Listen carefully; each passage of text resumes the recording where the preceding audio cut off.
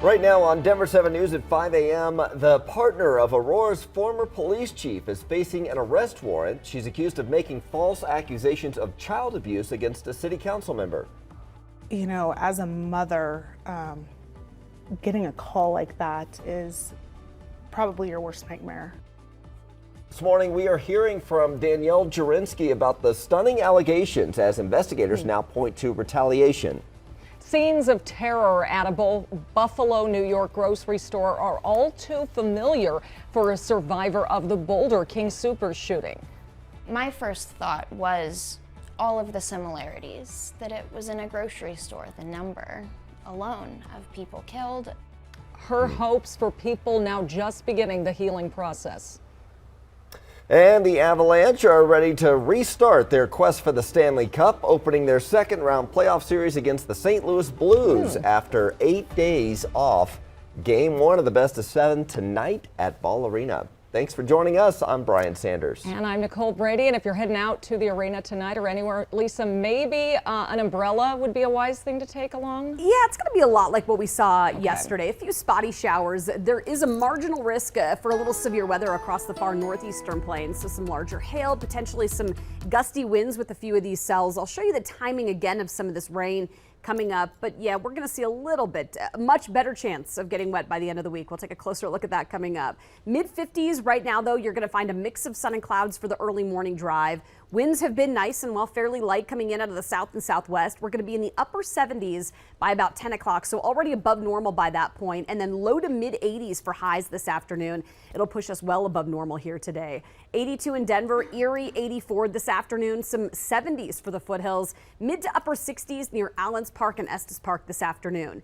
Again, a big cool down and a big change by the end of the week. Details on our Super 7 Day, Jason, coming up. And we still have a big problem up to the north side of town. Here in Metro Denver, it doesn't look too bad for us around. We do have a little bit of construction on I-7. We'll get to that in just a second. But up to the north, we've had I-25 on the southbound side closed at Crossroads. So Rocky Mountain Avenue or Centera on either side of I-25 can get you around it. Take a look from the camera up there. You still see the flashing lights on the southbound side just after Crossroads trying to get down to Highway 34. So that's the side that's closed down for this rolled over truck that they're still working to clear right now. The rest of the drive here across Metro Denver doesn't look too bad. The drive to or from the airport is great. But again, another day of long security lines inside the airport. And we do have just a little bit of lingering construction on I-70 right by that lowered section. So an extra minute or two there.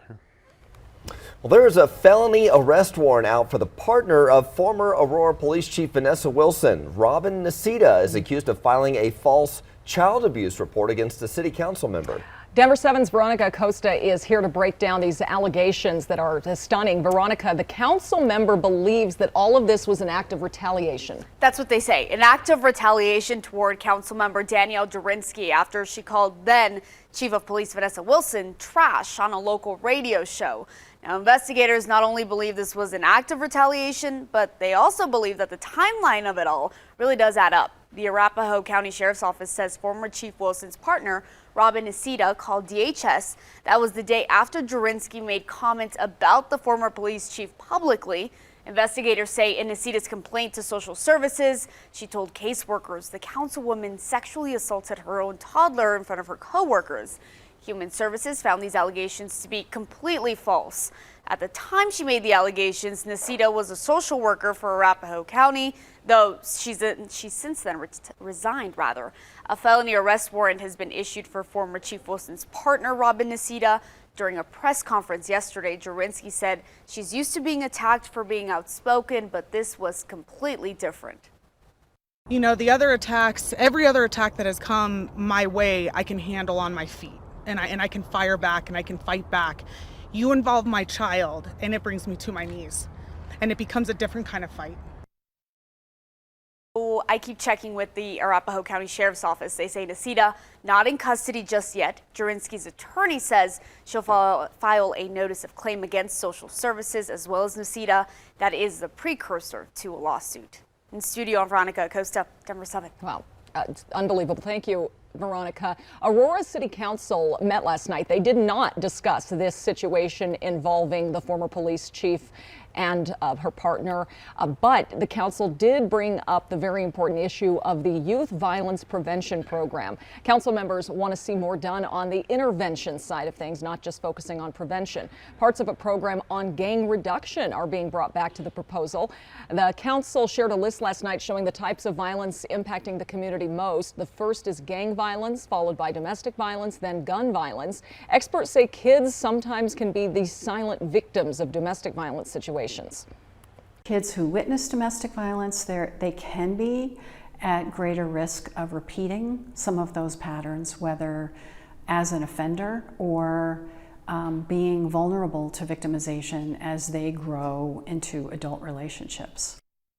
The council will vote on the Youth Violence Prevention Plan next Monday. Concealed carry is no longer allowed in Denver facilities or in Denver's public parks. City Council adopted the ordinance last night. It's expected to take effect once signs are posted at public entrances. Here in a little more than an hour, President Biden will go to Buffalo, New York to meet with the families of the victims from last weekend's mass shooting. 10 people died when a gunman opened fire inside a supermarket there. Police say the attack was driven by racist hate. ABC News obtained documents about the suspect suggesting he planned the attack at least 2 months before. He had even visited the city in early March. He lived about 3 hours away.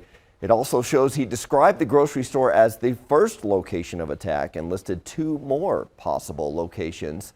But what happened in Buffalo also brings back tragic memories from last year's Boulder King Soopers shooting. 10 Coloradans died when a gunman opened fire at the Table Mesa location. Denver 7's Christian Lopez joins us live this morning because we are hearing from a survivor from that shooting about her hopes to help those grieving in New York. Yeah, hearing the news of the mass shooting in Buffalo brought back terrifying memories for one woman who was working inside the King Soopers when that shooting happened last year. She says it's been an extremely difficult year and it's still hard for her to go out to public areas. Chelsea Krasaki was working as a deli clerk when 10 people were shot and killed inside the Boulder King Soopers in March of last year. She can still remember the details of her terrifying escape from that store. She still hasn't gone back into the King Soopers, and she says she's not sure if she ever will, but she is hoping survivors in Buffalo will take the time to heal and process this tragedy. I can only hope that there's that same outpouring of love and support for that community, because the fact that they were singled out specifically for the reason of their race is unfathomable to me. And while the motive in the Boulder shooting remains unknown, the shooting in Buffalo is being investigated as a hate crime and an act of racially motivated violent extremism. Dr. Rachel Nielsen, who is an expert in targeted violence, says that it is possible to thwart mass shootings, but it requires early intervention. I think part of it is recognizing the warning signs and having people who are willing to get in there and confront it and talk about it. It scares people. It makes people nervous. They don't want to be a part of it. And so a lot of folks will just shy away or end the relationship with that person because it just gets ugly and unpleasant. And Krasaki says that she does hope that prosecution in Buffalo will go a lot smoother for those who are grieving. Just last month, the suspect in the Boulder King Soopers shooting was ruled incompetent to stand trial for the 3rd time. Live this morning, I'm Christian Lopez, Denver 7. Long process here. Thank you, Christian. The Avs are ready for round 2 of the playoffs. Game 1 against the Blues is tonight at Ball Arena. The team had one more round of practice yesterday, but tonight will be 8 days between games for the Avs and 5 days for the Blues. Looking back to a year ago, the Avs swept the Blues 4-0 in the first round of the playoffs. It may be a different story this year. They're a different team this year. We're a different team this year. So you can't look into last year too much because that's in the past, and we're focused on the present and playing the St. Louis team this year. And they're a potent, highly potent offensive team that we got to be ready for. Puck drops at 7:30 tonight at Ball Arena, Lisa. And right before that, take a look at Futurecast. We'll see a few spotty storms and showers in the area. So you might see a little rain, lightning, and thunder. That's right around 7:15. Still pretty mild, though, there in Denver by that point, some low 70s. Coming up, we'll take a look at the big warm up on Thursday and then the cold front that's going to hit on Friday, and what we could see with this next storm. And right now we have a pretty decent ride in Metro Denver. Saw that closure up north of Loveland on that southbound side of I-25 for a rollover truck by Highway 34 and Crossroads. You can see I-70 here getting a little bit busier down through the lowered section, but overall not too bad. Great look at sunrise as you make your way to the east. If you are a Comcast subscriber, all this talk about the Avalanche might have you wondering when you'll ever be able to see a game on TV again. We have the latest on the legal battle between the cable provider and Altitude Sports. And gas prices are going up again as we get closer to Memorial Day. Some relief the governor is providing with new bills signed into law.